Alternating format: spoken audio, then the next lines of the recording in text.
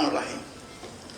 معالي السيد الأستاذ الدكتور ناصر مندور رئيس الجامعة، معالي السادة النواب الأستاذ الدكتور محمد سعد زغلول، الأستاذ الدكتور دين عبد المعاطي، الأستاذ شريف فارون أمين عام الجامعة، السادة أعضاء التدريس، السادة الحضور، السادة ممثلي الشركات وممثلي البنوك والمؤسسات المالية، أبناء الطلاب، أهلا وسهلا بكم في رحاب جامعة قناة السويس.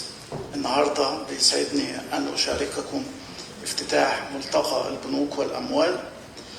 هذا الحدث الذي يأتي تجسيدا لرؤية الجامعة في تعزيز شراكاتها مع مؤسسات القطاع المصرفي والمالي، وفي توفير منصات نوعية تسهم في تأهيل طلابها وتنمية مهاراتهم ومعارفهم بما يتوافق مع الاحتياجات الحقيقية لسوق العمل.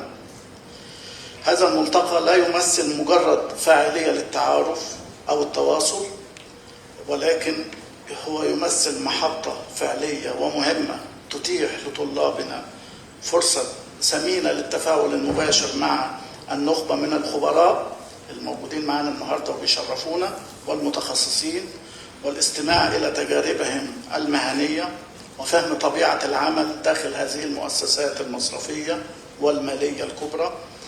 من شأن هذه اللقاءات أن تفتح أمام أبنائنا من طلاب الجامعة آفاقا واسعة تساعدهم على تحديد مساراتهم المستقبلية على أسس واضحة وواعية.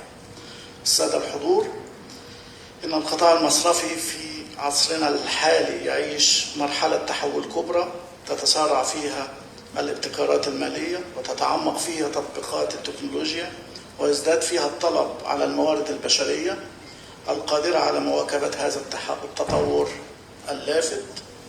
لذا أصبح من الضروري أن نعد كوادر متمكنة قادرة تمتلك الكفاءة وتمتلك الموهبة والقدرة.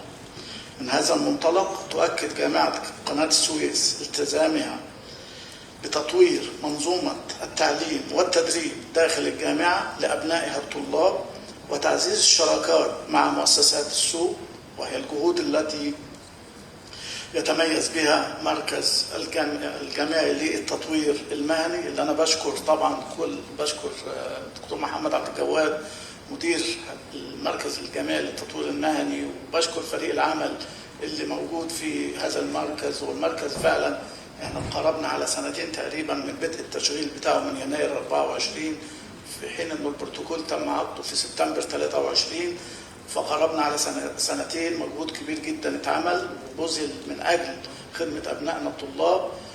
عدد كبير جدا من الدورات باختلاف انواعها، وعدد كبير من الملتقيات، وعدد كبير من المائده المستديره اللي اتعملت عشان نوعي ابنائنا الطلاب باهميه هذا المركز والدورات والخدمات اللي بيقدمها هذا المركز.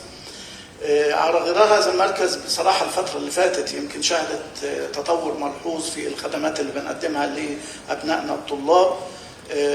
فخلال فترة وجيزة جدا تمكنت الجامعة من إنشاء مركز خدمات للطلاب ذوي الإعاقة، وده مركز متميز أيضا في جامعة قناة السويس. أيضا مركز إعداد القادة، و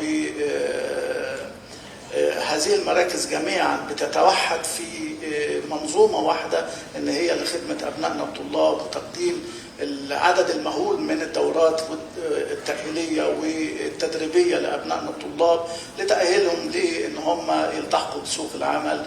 ومنها طبعا هذا الملتقى اللي أنا بشكر مركز التطوير المهني على تنظيم هذا الملتقى بشكل جيد. أبناء الطلاب، أدعوكم اليوم للاستفادة القصوى من جلسات هذا الملتقى والتفاعل مع المتحدثين والخبراء وطرح الأسئلة التي تثري معارفكم وبناء شبكة علاقات مهنية تمهد لكم الطريق نحو مستقبل مهني واعد.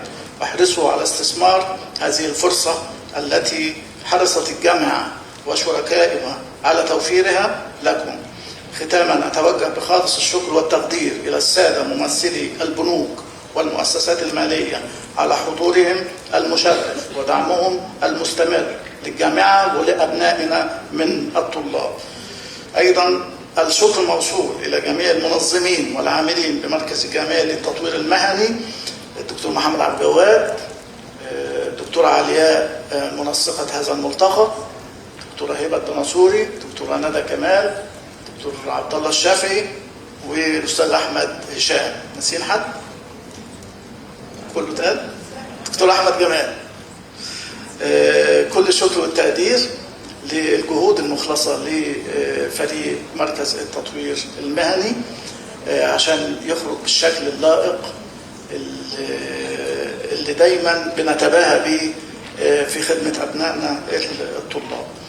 شكرا على الجهود المخلصة التي أسهمت في إخراج هذا الملتقى بالصورة التي تليق بجامعتنا العريقة، وبمناسبة طبعا 50 سنة على إنشاء الجامعة، فإن ده من ضمن أيضا الملتقيات والندوات اللي بتجسد الاحتفال بمرور 50 سنة على إنشاء جامعة قناة السويس. أتمنى للجميع يوما مثمرا ومشاركات بناءة، كل التوفيق والنجاح، والسلام عليكم ورحمة الله وبركاته.